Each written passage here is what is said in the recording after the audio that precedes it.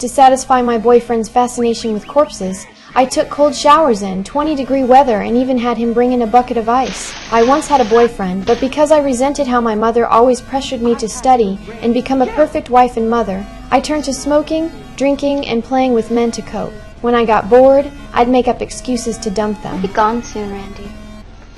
So you better find somebody else to stick it in. But you're a farmhand. I'm sure there's a pig you can get your hands on. He felt insulted and thought I had psychological issues. After the breakup, I quickly got together with Ed. I knew Ed had killed people, but I wasn't scared. Instead, I was intrigued by the bodies he hid. But when Ed suggested we sleep together, I refused outright, explaining that my mother had scheduled a study session for me that night. Not long into the session, I started arguing with the instructor. Acting your homemaker of the year when you're a liar with a rapist son. Oh. Get out of my house! You are going to hell! Well, I'll make sure to keep house for your son when I'm there. I'm gonna laugh at your funeral.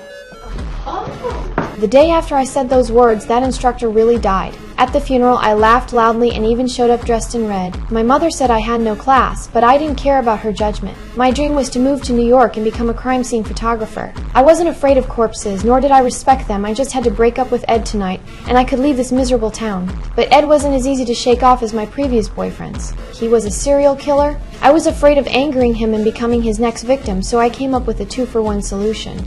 Maybe you should do it with somebody who can't say no. Somebody dead. Yeah, I thought about that.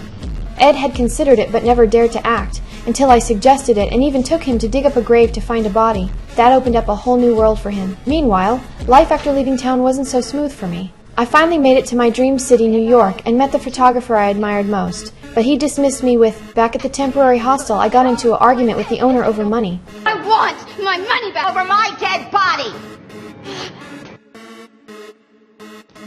I killed the hostel owner, grabbed my luggage, and fled the scene. I returned to my hometown hoping for some comfort from my mother, but she just mocked me. She told me she never wanted me when she was pregnant. She tried many ways to get rid of me, but none worked. Maybe that's why I turned out a little off. Fighting the urge to kill my mother, I went to Ed's place hoping to reconnect. But even when I offered myself, Ed didn't want me anymore. He had already experienced the chill of corpses and lost interest in the living. Can I be honest with you?